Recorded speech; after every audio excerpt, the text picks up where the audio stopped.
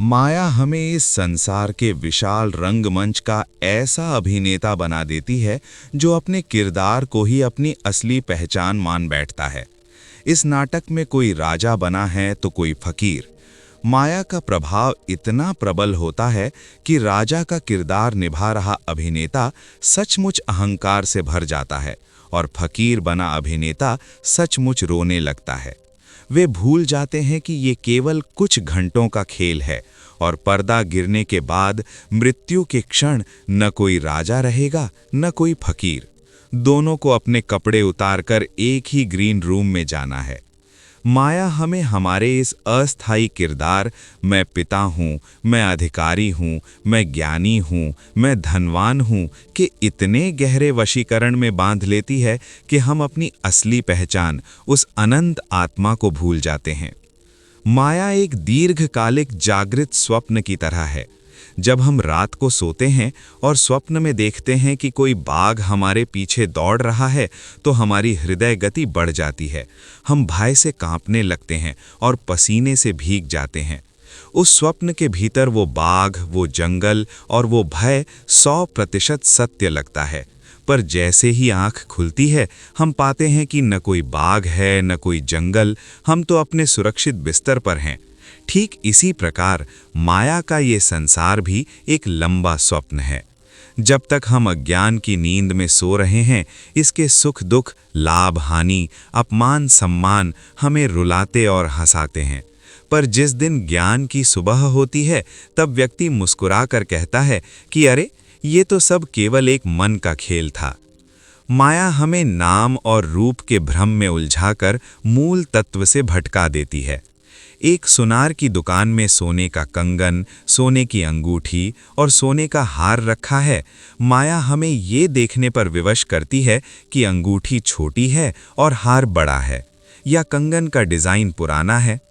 एक अज्ञानी आभूषणों के रूप और नाम पर लड़ता है, परंतु जो ज्ञानी है, सत्य का पारखी है, वो जानता है कि चाहे अंगूठी हो, कंगन हो या हार, पिघलने पर सब केवल और केवल सोना ही है।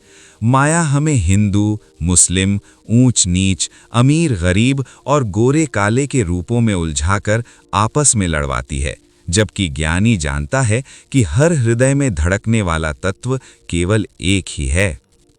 माया हमारी अपनी ही परछाई के समान है।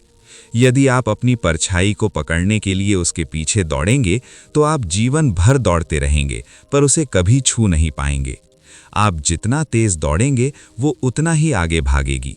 सांसारिक सुखों की खोज भी ठीक ऐसी ही है। पर माया का रहस्य ये है कि यदि आप पलटकर अपना मुख सूर्य की ओर कर लें, तो वही परछाई जो आपको भटका रही थी, वो चुपचाप आपके पीछे पीछे चलने लगती है। जब हम संसार के पीछे भागना छोड़कर परमात्मा की ओर मुड़ते हैं, तो ये संसार, माया, हमारी दासी बनकर हमारे पीछे आ जाता है। माया हमें समय के भ्रम में भी बांधती है। वो हमें ये विश्वास दिलाती है कि हमारे पास बहुत समय है। हम सोचते हैं, अभी तो मैं युवा हूँ, अभी भोग कर लूँ, बुढ़ापे में ईश्वर का नाम लूँगा।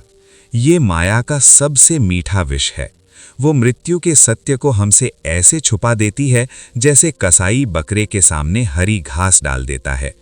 बकरा हरी घास खाने में इतना मग्न होता है कि उसे पीछे खड़ा कसाई दिखाई ही नहीं देता। माया हमें क्षणिक सुखों में ऐसा उलझाती है कि हम भूल जाते हैं कि मृत्यु रूपी कसाई हमारे पीछे ही खड़ा है और किसी भी क्षण हमारी जीवन लीला समाप्त कर सकता है। परंतु इन सब के बीच सबसे बड़ा और आश्वस्त करने वाला सत्य ये है कि माया को अपनी बुद्धि या अपने अहंकार से कभी नहीं जीता जा सकता। श्रीमद् भगवद गीता में भगवान श्री कृष्ण स्पष्ट कहते हैं, दैवी हेषा गुणमयी मम माया दुरत्यया, अर्थात मेरी ये त्रिगुणमयी माया अत्यंत दुस्तर, जिसे पार करना कठिन हो है। तो फिर उपाय क्या है? अगली ही पंक्ति में वो कहते हैं, मामेव ये प्रपद्यन्ते माया मेताम तरन्ति ते, अर्थात जो केवल मेरी ही शरण में आ जाते हैं, वे इस माया को पार कर जाते हैं। ये ठीक वैसे ही है जैसे एक बहुत बड़े सेठ के दरवाजे पर एक भयंकर कुत्ता बंधा हो। यदि आप उस कुत्ते से लड़कर घर में घुसने का प्रयास करेंगे तो वो आपको लहूलुहान कर देगा। पर यदि आप बाहर खड़े होकर उस सेठ परमात्मा को पुकारें और सेठ बाहर आकर कुत्ते से कहे, शांत हो जा, ये अपना ही है, तो वही कुत्ता पूंछ हिलाता हुआ आपको रास्ता दे देगा। अंततः माया कोई शत्रु नहीं है, वो केवल परमात्मा की द्वारपाल है। उसका काम अयोग्य लोगों को उस परम सत्य तक पहुंचने से रोकना है। जिस क्षण हमारा हृदय अहंकार शून्य होकर पूर्ण रूप से समर्पित हो जाता है, माया स्वयं मुस्कुराकर हमारा मार्ग प्रशस्त कर देती है। इसलिए माया से लड़े नहीं, उसे समझें और उसके रचयिता से प्रेम करें। माया स्वतः ही बंधन से मुक्त होकर एक सुंदर लीला बन जाएगी। इस विचार की अविरल और निर्मल गंगा को और आगे बढ़ाते हुए यदि हम इस माया के इस अनंत और रहस्यमय खेल को और गहराई से देखें तो हम पाएंगे कि माया का सबसे बड़ा छल ये है कि वो हमें हमारे ही भीतर मौजूद आनंद को बाहर खोजने पर विवश करती है।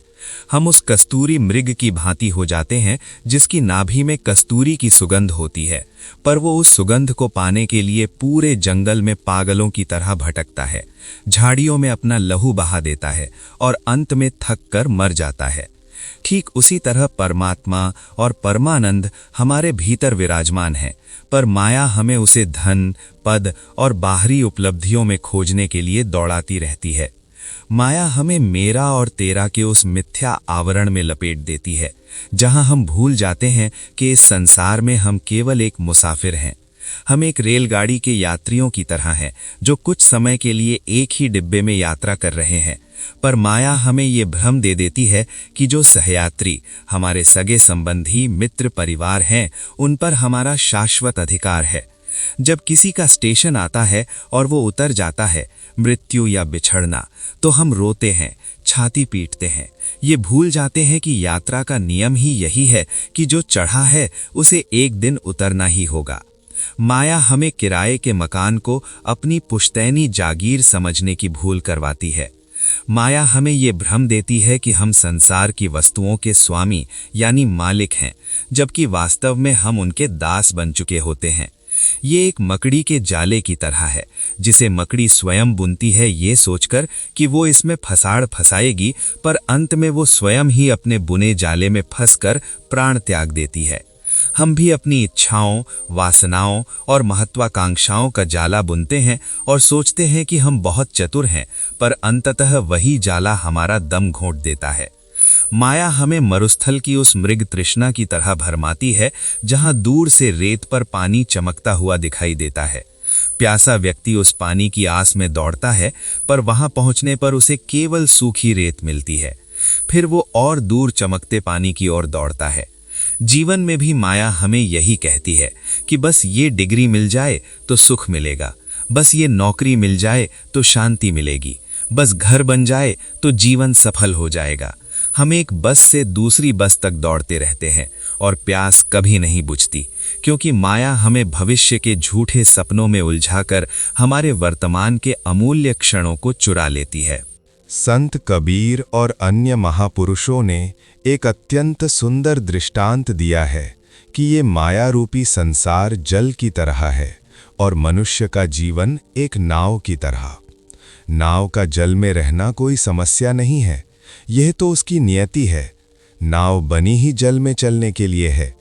समस्या तब शुरू होती है जब जल नाव के भीतर आने लगता है।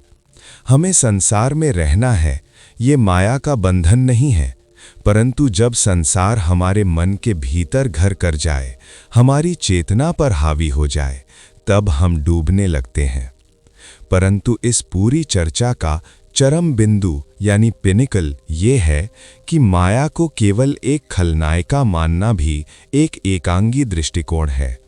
भारतीय दर्शन में उसे महामाया भी कहा गया है। वो उस परम पिता परमात्मा की ही आदि शक्ति है। जिस प्रकार एक माँ अपने बच्चे को खिलौनों में उलझा कर रखती है ताकि वो अपना घर का काम कर सके, वैसे ही महामाया हमें संसार के रंग बिरंगे खिलौनों में उलझाती है। जब तक बच्चा खिलौनों में मगन रहता है, माँ उसे वहीं छोड़ देती है, पर जैसे ही बच्चा उन खिलौनों से ऊब जाता है, उन्हें फेंक देता है और रोते हुए केवल अपनी माँ को पुकारता है, तो माँ अपने सारे काम छोड़कर दौड़ी आती है और उसे हृदय से लगा लेती है। ठीक इसी प्रकार जब हम संसार के इन खिलौनों यानी धन, पद, यश, नाम से तृप्त या विरक्त होकर सच्चे हृदय से उस परम सत्ता के लिए रोते हैं, तो वही माया जो अब तक हमें भटका रही थी, हमारे सामने से हट जाती है। माया का अनादर नहीं करना है, बल्कि उसका अतिक्रमण करना है। संसार को भोग की दृष्टि से देखने पर वो माया है, और उसे परमात्मा की लीला की दृष्टि से देखने पर वही ब्रह्म बन जाता है। दृष्टि बदलते ही सृष्टि बदल जाती है, और यही माया पर अंतिम विजय है।